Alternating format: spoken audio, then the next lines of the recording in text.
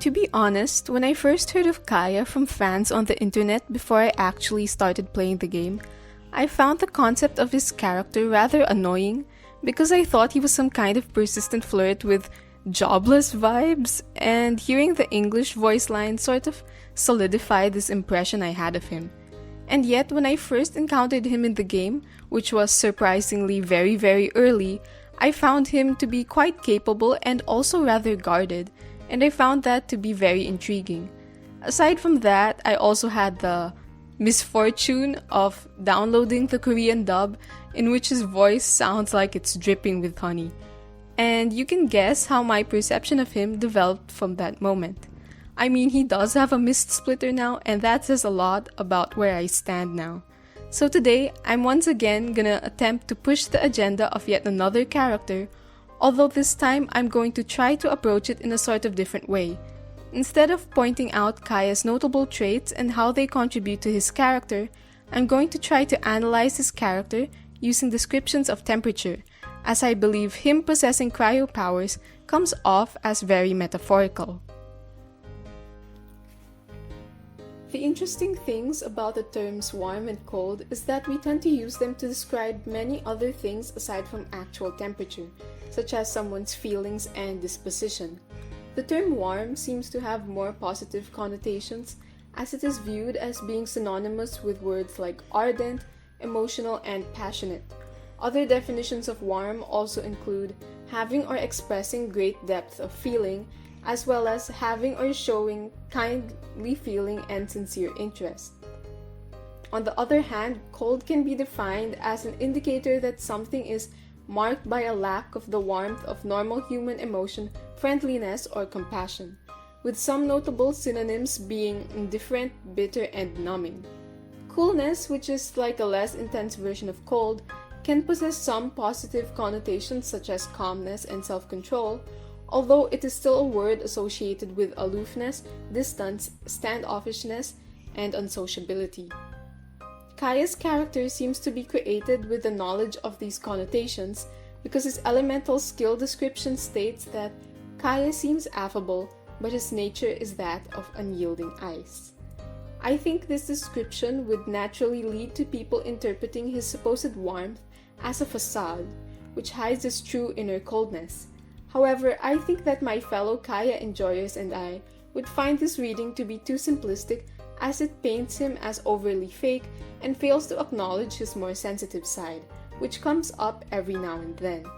And yet, I also think that viewing him as overly soft, warm, and mushy on the inside shouldn't make us neglect the side of him that's genuinely cold, because I believe that it adds a certain toughness to his character. So that's why I'm going to explore Kaeya both as someone who is warm on the outside and cold on the inside, as well as someone who is cold on the outside and warm on the inside. The typical character which you might imagine to embody coldness would be someone who's outright aloof, reserved, extremely rational, and has very little things to say to other people. Right off the bat, you know they wouldn't care to socialize with you, and yet their mysteriousness often draws in the audience. However, our resident ice boy works as a government official, because yes, that's what the knights essentially are, for a very tight-knit city, meaning that he often attends to the needs of the people through his very close involvement with them. He's described as being easy to get along with and hangs out at the tavern, which is a key location meant for socializing. So he clearly doesn't appear as cold and unfeeling right off the bat. Instead, his cold nature becomes clearer as you get a better understanding of what goes on inside his mind.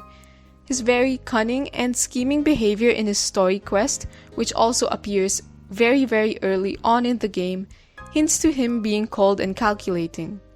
The way I can describe this is that you can really sense the gears in his head turning as he tries to distance himself from the social situations he's participating in, and analyzes what's happening while also still maintaining a sense of civility when interacting with the very people he's scheming against. It's something that proves to be helpful when he launches his intel gathering operations, although this behavior can also easily paint him as both distrustful and untrustworthy at the same time. His mind's inner workings were also used as a very interesting tool for exposition in the webtoon, where he essentially acts like a third party that creates commentary on the very story he's a part of. It may come across as creepy because you can see how he keeps tabs on other people without sounding very emotional or caring. The way he described D-Look tended to have a pattern of, he used to be a certain way but he's not like that anymore, or he acts like this on the outside but on the inside he's not like that, coming across as quite distant, although carrying some mild sense of disdain as well. I found that by showing his inner thoughts, the webtoon was able to give us a sneak peek into the other characters as well, while also allowing us to form our own opinions regarding them. Because Kaeya is not a character we are led to overly identify with, this opens us to take his words into consideration without completely siding with him as well, especially when it comes to his takes on D-Look's personality. This shows us that Kaeya's calculating personality isn't exactly limited to his dealings with enemies, but it also comes up even when he thinks about his own allies. He may not exactly be scheming against them, but he is able to think of them as being components in his larger operation, which is why he doesn't exactly mind putting his fellow knights in danger if it's necessary for his schemes to work. Although his allies don't often get hurt, but they do end up being put under a lot of pressure in an instant. So while he does create these intricate plans for the sake of attaining justice, which I believe he values, he also understands how much satisfaction he gains from seeing the drama unfold the way he imagines it. Yes, these descriptions all seem quite unnerving because now it seems as though Kaeya lacks regard for other people. But I personally think that his cold nature isn't necessarily malicious. As I said, it has proven to be helpful when it comes to dealing with criminals, allowing him to interact with them without being swayed by his conversations with them. I believe it's something that can be helpful when it comes to the strengthening of his will and sense of independence, especially considering how much he's torn between two different affiliations. Personally, I think his way of thinking is also refreshing and even somewhat relatable, because I don't think you can manage to always empathize with everyone you're dealing with, so grasping their sensibilities through keen analysis can also be valuable. This is just my own interpretation of him, but I think that since he's a foreigner, he's constantly adjusting to the nation he's now living in, and the pressure to blend in doesn't completely disappear over time, so his ability to analyze the behaviors and characteristics of other Mondstadters might be something that would make him feel more comfortable. And besides, it's not like he completely leads the people around him to believe that he's always sweet and kind while his inner self is completely frigid.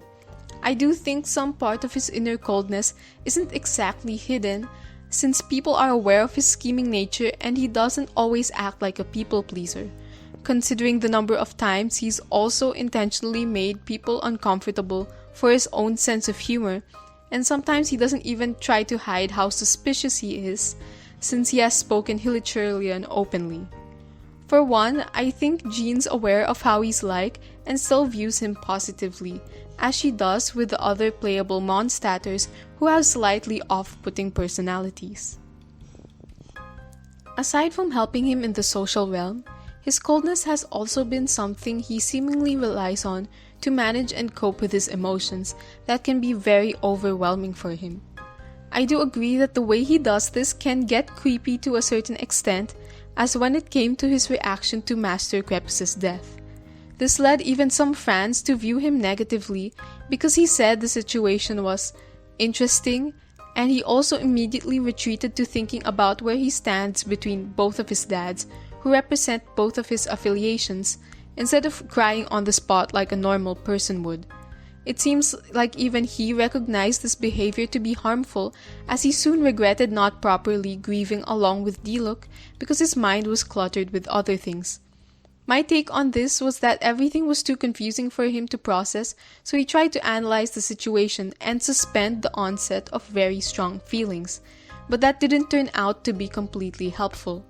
However, this approach to confronting his own emotions can also help him gain a better understanding of other situations in the past, such as when he wrote about how he never blamed Diluc for wounding his right eye and saying that he should have expected the outcome already, leading him to be more accepting of the truth and less bitter towards Diluc.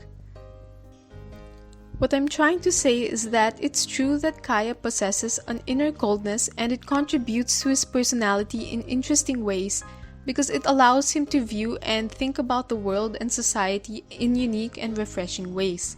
But yes, I would understand if you're also creeped out by this aspect of him, as it's also not something we'd expect from the people we interact with. Still, I personally believe that this is still a precious part of him that shouldn't be forced to change, although he could use some improvement when it comes to the specific situations in which he allows this coldness to take over. While it's definitely true that Kaeya tends to foster coldness in his heart, he's still very much capable of being caring and sensitive, which are more commonly associated with warmth. For one, his sensitivity is apparent in his 5th character story and his vision story, where you can feel his worries and regrets despite him also trying to distance himself from those emotions, especially when it's stated that lying is something he considers to be a burden and that his vision reminds him of that. He also drops his calculating behavior in favor of telling the truth about his identity to Diluc because I assume that he understood the value Diluc places on the truth, and I believe this highlights the weight of Kaeya's conscience. Also, when it comes to being caring, it's quite evident in the way he fulfills his duties as a knight, watching out for the citizens and also taking over Jean's admin work if necessary. He also takes care of Klee very often and makes up little children's stories for her like a fun uncle.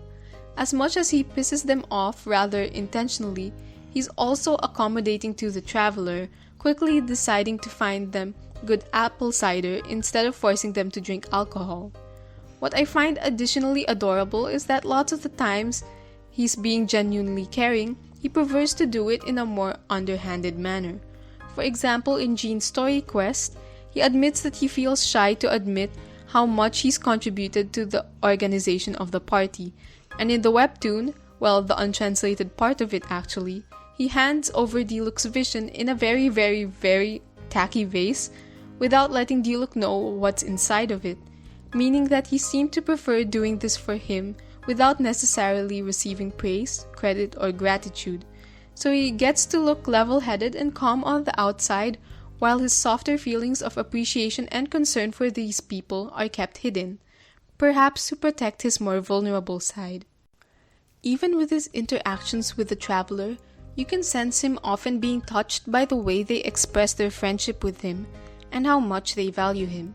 It's not often because the traveler tends to diss him a lot, but there are very few wholesome situations that I can recall at the top of my head. First is his 4th Ascension voice line, where he is pleasantly surprised that the traveler, represented by us, is so invested in the strengthening of his powers. It's probably one of, if not my favorite voice line of his. 힘이 또 강해졌네. 너 눈빛이 왜 그래? 어째 나보다 더 흥분한 것 같아? Another case is during his birthday in 2021 when the traveler gave him a bouquet and he pointed out how rare it is to receive one on his birthday, and that fact seems to make him feel very soft. Also, man, in the Spices from the West event, he expresses his great appreciation for the food in a very adorable way that shows his genuine gratitude for the traveler's efforts. 오, 맛있는데? 이런 실력이 있는지 몰랐어. What I find even more adorable in these situations is that he doesn't exactly express his gratitude in a very profuse manner, thanking the traveler repeatedly. His responses are phrased as observations, which I think is a result of him trying to carefully approach his feelings of being touched, even though the experience might be unusual and intimidating for him, since he probably didn't expect these spontaneous acts of kindness directed towards him. This is just my take on it, but it seems that he's not exactly sure of how deserving he is of these gestures. Not that he thinks he's completely undeserving, but I don't think he also sees himself as very, very deserving of them either, because of his suspicious background. So these specific acts, showing how much he's appreciated, are even more special. Oh, and aside from these, he seems to like long walks and peaceful locations, like his favorite teapot gift sets, probably hinting at the soft and peace-loving part of himself.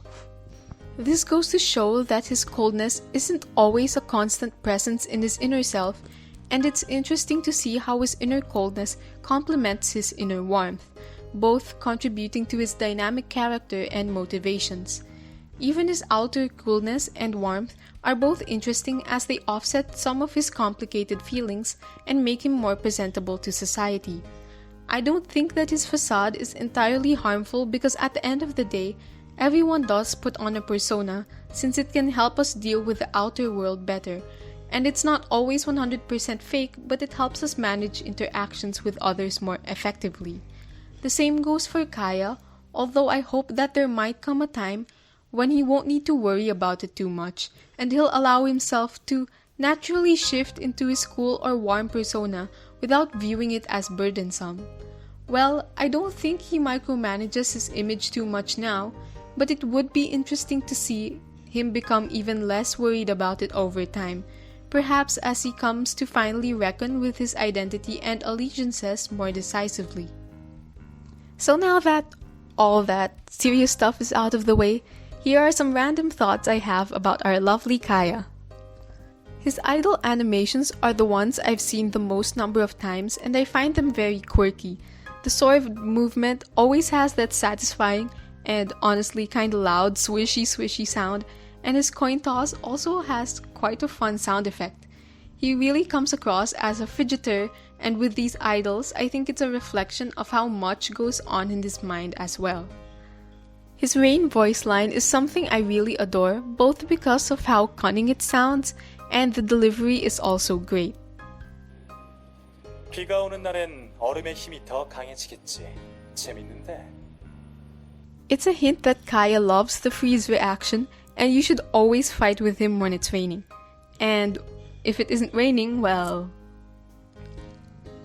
He's one of the fastest runners we have in the game right now because of his decreased sprinting stamina consumption, along with him being tall, so I love to tire out his legs by making him run throughout the entirety of Tevat. And this may be an unpopular opinion, but I actually like the fact that there are no available horses for him to use right now, since I like his vibe as an on-foot errand runner compared to someone riding a horse all the time. Having him travel on foot makes him seem swifter and more independent, like his actual characterization. Anyway, if he gets tired of running, he can make himself a cold compress to soothe his sore legs. I'm not personally a fan of alcohol. I think it tastes bad and I much prefer juices. But I found his line "This grape juice" quite funny because he sounded like a cultural elitist. He comes across like, "How dare you drink juice, you peasant?" Although I don't think he'd really pressure you into drinking alcohol if he really didn't want to, but he won't hold back on his opinions either. I know Kaeya really appreciates drama and observing interesting stuff, but with the nature of the Knights of Favonius essentially being more of an administrative organization rather than being solely dedicated to law enforcement, I think he ends up doing lots of mundane things like paperwork and coordination. He doesn't seem to be fond of it, but I doubt he's bad at it because Jean leaves him in charge, and she wouldn't leave Mondstadt with someone who's dumpster fire when it comes to doing administrative work. I mean, what if he has a secret talent for filing police reports, but doesn't like to talk about it because he doesn't want to admit how good he is at boring stuff? I absolutely love how much he's into gossip because in his case, it's useful for his investigations. But it is also just quite fun, and listening to scandalous real-life stories are very, very intriguing. He's also a very good and quiet listener to the point that he was completely undetected in Diluc's story quest up until he revealed his presence. So he's pretty skilled at being a fly on the wall, despite how striking he is. His burst icicles actually look quite detailed and aren't just regular ice chunks. They're streamlined and have a few ornamental designs to it, so I think he's probably skilled at delicate ice sculpting if he feels up to it. So yes, in conclusion, Kaeya is extremely precious and deserves his weapon, more cons, and unlimited bouquets of Blizzard Strayer flowers. I really hope we get to see more involvement from him in future events because his absolutely eccentric and awkward lines are gold to me because of how much they either confuse people or make them roll their eyes. I mean, I've even recorded his entire conversation with Adelind from the latest D-Look event, but obviously I'm too lore hungry, so that wouldn't be enough, would it? Anyway, I hope that somehow I was able to offer an interesting perspective on our favorite Ice Boy. I mean our favorite tall Ice Boy because there's another adorable Ice Boy. But honestly, being able to gush about him is rewarding in itself. 사실 페보니우스 기사단에는 총 10명의 대장이 있어. 하지만 모두가 대장급 실력을 지니고 있다는 건 아니야. That's all for today's ramble and thanks for watching. Make sure to like, comment, and subscribe.